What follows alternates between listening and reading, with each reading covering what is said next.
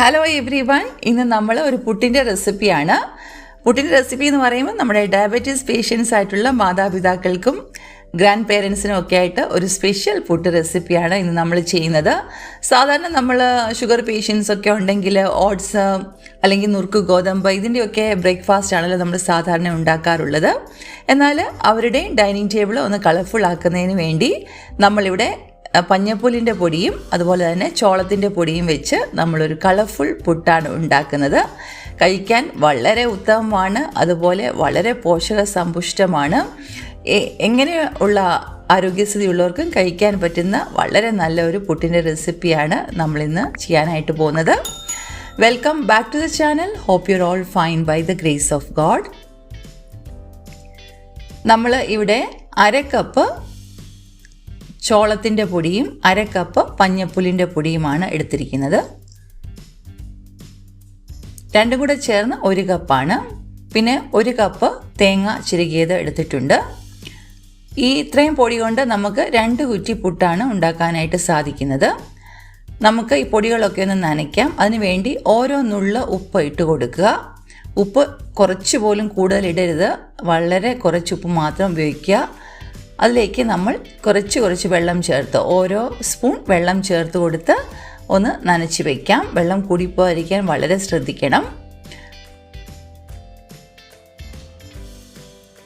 ഒരു ലൈറ്റ് കളറിലുള്ള പുട്ടുപൊടി ഇച്ചിരി ഡാർക്ക് കളറിലോട്ട് മാറുമ്പോൾ നമുക്കിത് നനഞ്ഞു എന്ന് മനസ്സിലാക്കാം. ഒരുപാട് വെള്ളം ഒഴിച്ചു കഴിഞ്ഞാൽ പൊടിയെല്ലാം കട്ട കെട്ടും, പിന്നെ അതൊരു ബുദ്ധിമുട്ടായിട്ട് വരും. കുറച്ച് വെള്ളം മാത്രം ചേർത്ത് നനച്ചു കൊടുക്കുക.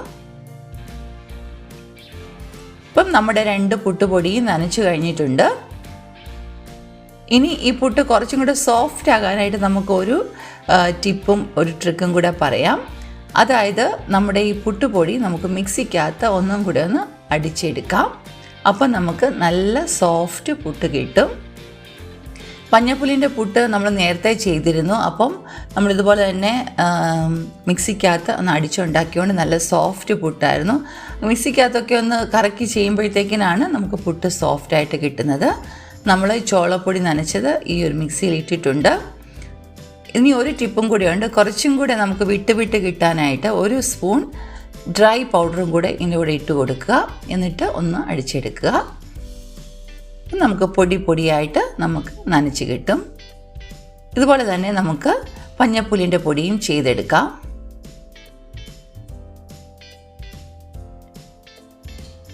മിക്സിക്കകത്ത് ഒന്ന് കറക്കുമ്പോൾ കുറച്ച് ഡ്രൈ ആയിട്ടുള്ള പൊടിയും കൂടെ ഇട്ട് കൊടുക്കാം. എന്നിട്ട് ഒന്ന് അടിച്ചെടുക്കുമ്പോഴാണ് നമുക്ക് നല്ല രീതിയിൽ ആ പുട്ടുപൊടി വേറെ ആയിട്ട് നമുക്ക് കിട്ടുന്നത്.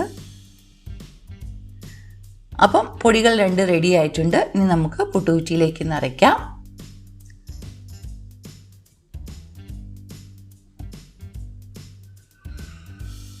തേങ്ങ തിരുമ്മിയത് ആദ്യം ഇട്ട് കൊടുക്കാം. അത് കഴിഞ്ഞിട്ട് പുട്ടുപൊടികൾ പല ലെയറായിട്ടാണ് ഇട്ട് കൊടുക്കുന്നത്. നമ്മൾ 4 ലെയറായിട്ട് അളന്നിട്ട് ഒരേപോലെ അളവിലാണ് ഇടുന്നത്. കാണാൻ രസത്തിന് വേണ്ടിയിട്ടാണ് കേട്ടോ. അങ്ങനെ നമുക്കിഷ്ടമുള്ള പോലെ 1, 2, 3, 4 ലെയറാക്കി ഇട്ട് കൊടുക്കാം. ഇവിടെ ഇന്ന് നമ്മൾ ഉണ്ടാക്കുന്നത് 4 ലെയറായിട്ടാണ്.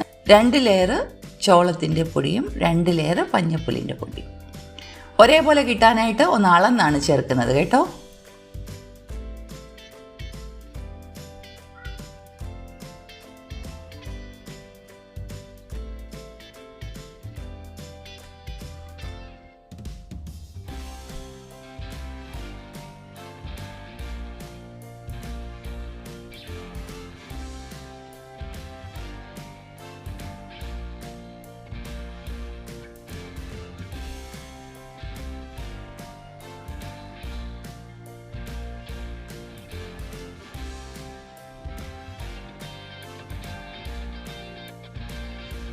അപ്പോൾ നമ്മൾ 2 ലെയർ ഇട്ട് കൊടുത്തിട്ടുണ്ട്. ഇനി 2 ലെയറും കൂടെ ഇടണം. ഇതിന് നല്ലപോലെ തേങ്ങാപ്പില ചേർക്കണം കേട്ടോ. അപ്പോഴാണ് ഇത് നല്ല ടേസ്റ്റി ആയിട്ട് കിട്ടുന്നത്.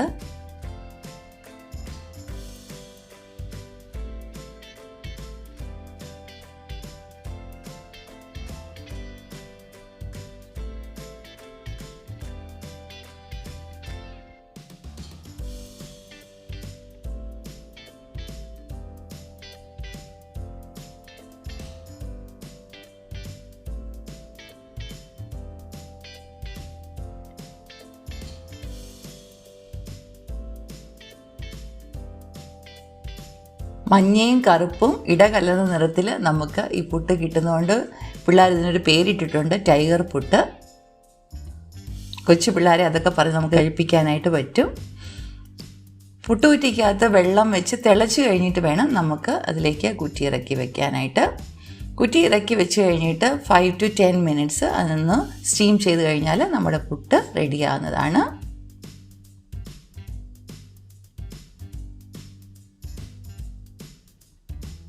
ഒരു കുറ്റി പുട്ട് നമ്മൾക്ക് റെഡിയായിട്ട് കിട്ടിയിട്ടുണ്ട്. ഡയബറ്റിസ് പേഷ്യൻസിനാണെങ്കിൽ ഇതിന് നമുക്ക് കടലക്കറിയോ പയറുകറിയോ അത് ഇറച്ചിക്കറിയോ മീൻ കറിയോ ഇഷ്ടമുള്ള കൂട്ടി നമുക്കത് കഴിക്കാവുന്നതാണ്. നമുക്ക് ബാക്കിയുള്ള മെമ്പേഴ്സിന് വേണ്ടിയിട്ട് പഴവും പഞ്ചസാരയും പപ്പടവും ഒക്കെ കൂട്ടി വളരെ ലാവിഷായിട്ട് നമുക്ക് കഴിക്കാൻ പറ്റിയ ഒരു പുട്ടാണ് ഇന്ന് റെഡിയായിരിക്കുന്നത്. ഇന്നത്തെ ഈ പുട്ടിൻ്റെ റെസിപ്പി നിങ്ങൾക്കെല്ലാവർക്കും ഇഷ്ടമായി എന്ന് കരുതുന്നു. ഇതുപോലെയുള്ള നല്ല വീഡിയോസുമായിട്ട് നമുക്ക് ഉടൻ തന്നെ കണ്ടുമുട്ടാം. ഇന്ന് ആരെങ്കിലും നമ്മുടെ ചാനൽ സബ്സ്ക്രൈബ് ചെയ്യാതെ കാണുന്നുണ്ടെങ്കിൽ സബ്സ്ക്രൈബ് ചെയ്ത് ബെൽ ഐക്കോണും കൂടി എനേബിൾ ചെയ്യുകയാണെങ്കിൽ നമ്മൾ വീഡിയോസ് അപ്ലോഡ് ചെയ്യുമ്പോൾ തന്നെ നിങ്ങൾക്ക് നോട്ടിഫിക്കേഷൻസ് കിട്ടുന്നതാണ്. എല്ലാവരും സുഖമായും സന്തോഷമായും ഇരിക്കണം. May God bless you all. With love, Merin teacher.